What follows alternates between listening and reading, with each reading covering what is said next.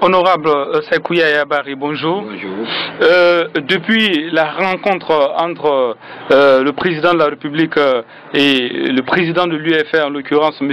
Sidia Touré, le parti est traité de tous les noms d'oiseaux, surtout de la part de l'UFDG. D'aucuns estiment même que l'UFR a trahi l'opposition. Mais ça n'engage que ceux qui parlent de ça. Moi, il faut reconnaître que je ne réponds pas aux agités politiques comme je le dis tout le temps. Moi, je suis un homme politique. Les gens qui s'attaquent à l'UFR. Vous faites peut-être allusion à Gawal qu'on a entendu récemment sur certains médias. Hein. Oui, c'est un agité politique en fait. Il n'est jamais là quand nous sommes en politique et que nous sommes en train de faire des manifestations pour revendiquer en Guinée. Il n'est jamais là. C'est quand il y a l'accalmie qui revient. J'ai présidé toutes les commissions de maintien d'ordre et de manifestation au sein de l'opposition en ma qualité de membre de l'UFR. On ne peut pas nier que nous avons... Il n'a qu'à demander à son leader politique quel rôle Sidia a joué pendant ces 5 ans dans l'opposition. Si lui parle ça, c'est pour faire mal, mais on ne peut pas lui répondre. Parce qu'il y en a qui se plaisent que dans ces comportements d'attaque des hommes d'État, des hommes politiques, pour se faire voir. Mais je vous dis que c'est les ignorants et les incompétents qui peuvent agir de la sorte. La vie politique de la Guinée, son histoire, il faut reconnaître que, pour celui qui le connaît, ne peut pas traiter Sidia Touré de traître ou de quelqu'un qui s'est mal comporté en politique. Nous avons décidé, au sein de notre parti politique, de faire une démarcation totale, en réfléchissant très bien. Nous sommes dans un pays où tout est ramené sur un angle ethnique. Et nous nous disons qu'aujourd'hui, ça n'arrange pas le pays parce que nous avons besoin de tous les fils et toutes les filles de ce pays-là. Au jour d'aujourd'hui, Alpha Condé élu, même si mal élu, la Constitution, la Cour constitutionnelle l'a validé. Ça veut dire quoi? Est-ce qu'il faut reprendre les mêmes manifestations que nous avons eu à faire pendant ces 5 dernières années, où il y a eu des morts d'hommes, des casses, des biens gâtés, des véhicules calcinés, pendant ces 5 ans, où nous avons réclamé, même dans nos revendications, des enquêtes, où il n'y a jamais eu de résultats sur ces enquêtes. Est-ce qu'il faut continuer pendant ces 5 ans encore à faire la même chose qui va en souffrir? C'est le bas peuple. C'est des gens qui vont perdre des biens, c'est des gens qui vont perdre leur vie. Nous nous disons qu'aujourd'hui, il faut réorienter le débat vers autre chose et demander à celui qui a la charge de gérer l'État aujourd'hui de changer sa façon de faire et de voir la Guinée en face et de faire qu'il y ait l'équité, la justice et que le développement de la Guinée soit amorcé. Qu'on amorce ce développement du pays. Voilà l'objectif de notre positionnement aujourd'hui dans l'échiquier politique. Nous avons été le rencontrer, mais c'est pour lui dire, Sidia Touré, au sortir de cette rencontre, à la demande du président de la République, Sidia Touré, l'objet de la rencontre, et il a décliné ça devant le peuple de Guinée. Il y en a des spéculateurs qui ont cherché moyen de trouver des idées pour dire qu'il a fait ceci, il a fait cela, alors qu'il n'en est rien de tout cela. Au jour d'aujourd'hui, quand nous avons remercié féliciter le président de la République. Nous n'avons pas été les seuls partis concurrents. Il y a eu 5 leaders candidats qui ont félicité le président de la République. Ça n'a pas été un problème. Mais quand l'UFR l'a fait, alors qu'on nous dit qu'on ne représente rien, ça a posé des problèmes. Je me dis que c'est le problème de ceux qui le pensent ainsi. Nous avons un parti politique, nous avons notre orientation. Nous discutons au sein de notre parti, nous arrêtons notre façon de faire. Et si cela fait mal à une ou autre formation politique, je suis désolé, elle n'a qu'à réfléchir sa façon de faire, ses stratégies à lui et agir en conséquence. Alors justement, honorable, vous l'avez dit dans votre explication, 5 ans avec les manifestations politiques qui n'ont quasiment abouti à rien, après le tête-à-tête entre Alpha Condé et Sidia Touré, est-ce qu'il faut voir maintenant M. Sidia Touré comme une imminence grise qui va conseiller, prodiguer des conseils au chef de l'État, ou bien qui va appartenir, comme vous l'avez dit, à une éventuelle formation de d'un gouvernement d'union nationale, parce que c'est la perspective qui pointe à l'horizon. Est-ce qu'il faut voir M. Sidya Touré dans un prochain gouvernement, ou bien il va rester tout simplement comme une imminence grise qui va conseiller le président de la République dans l'intérêt de la nation? Cette question, je ne peux pas répondre à cette question parce que je ne suis pas Sidya Touré. Deuxièmement, dans le cadre de notre parti politique, nous disons que nous avons besoin de lancer des signaux pour demander au gouvernement actuel de voir autrement la Guinée et de faire en sorte qu'il y ait l'équité, la justice et le développement de nous. C'est ce qui nous intéresse, parce que chacun trouvera son compte en ce sens-là. Parce que s'il y a la calmie, il n'y a pas de problème dans le pays, et que le gouvernement fait son travail, fait participer tous les Guinéens à la gestion de la chose publique, je me dis que nous avons un pays qui peut rapidement se développer. Il faut se sortir de ces politiques qui ne servent absolument à rien. Aujourd'hui, regardez, c'est la politisation de la vie publique à outrance qui nous embête aujourd'hui. À tout coin de rue, on ne parle que de la politique. Les braves valides sont assis dans les cafés et ne travaillent pas.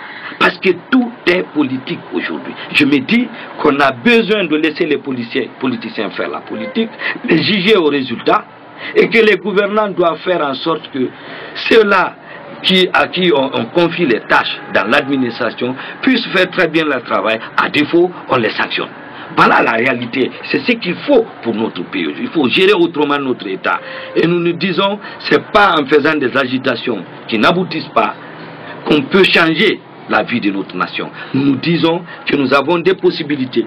C'est vrai, à l'UFR, nous avons des compétences. Nous avons une personnalité qui a géré des crises, qui a des astuces nécessaires nous permettant de sortir ça. S'il peut conseiller pour que cela change, il le fera.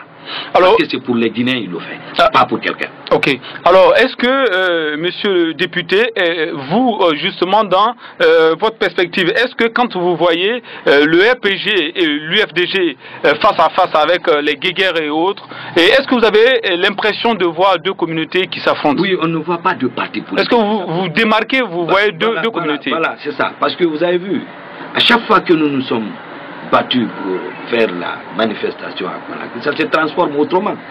Entre qui demande l'identité de tel, ou demande tel, faire des barrages de tel côté ou de tel côté.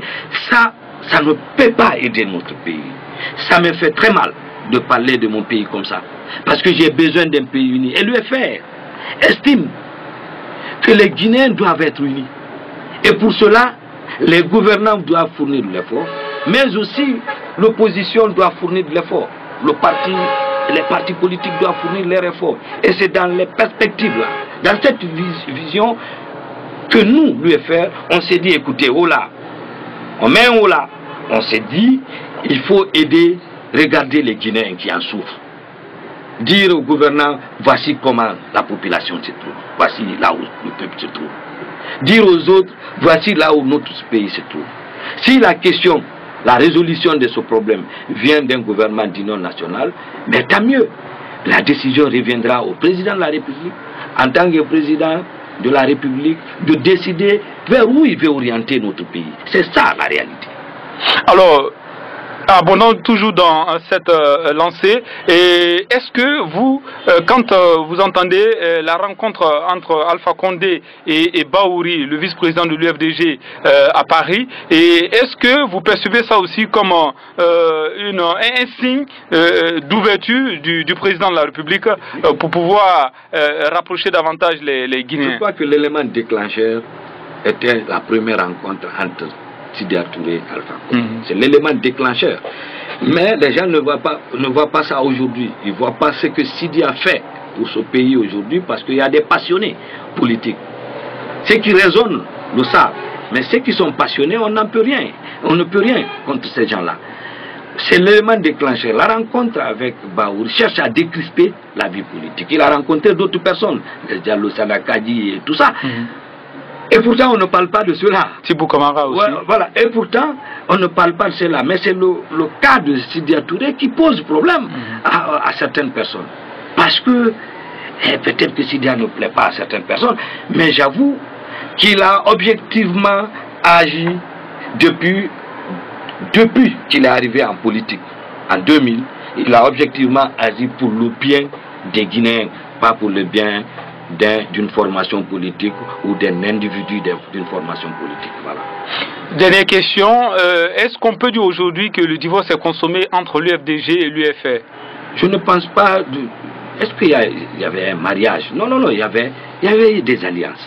Et il faut rappeler qu'il y a eu tout le temps des alliances dans la vie politique, selon les intérêts.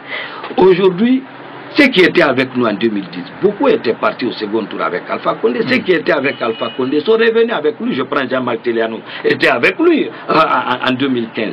C'est là le problème. Les mutations sont possibles. La vie politique est dynamique, c'est pas statique.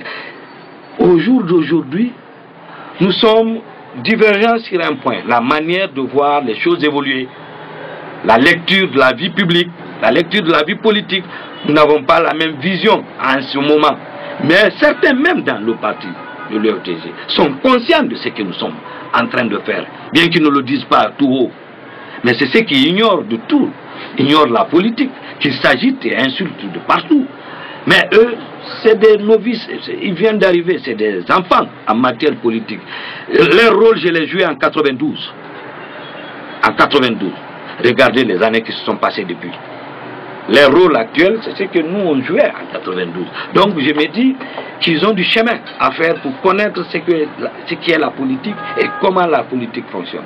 Rien n'empêche que demain l'UFDG se retrouve avec l'UFR à un certain niveau. J'ai rappelé les élections communales de 2005, où il y avait l'UPR allié à l'UFR, l'UFDG allié à l'UFR, l'URPG allié à l'UFR. L'élection communale et communautaire de 2005.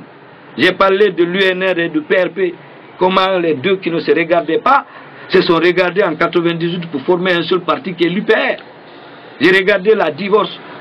Il y a eu divorce entre les deux partis politiques, des fondamentaux, c'est-à-dire Bamamadou et Sira Diallo en 2002, où Bamamadou est venu à l'UFDG en quittant l'UPR.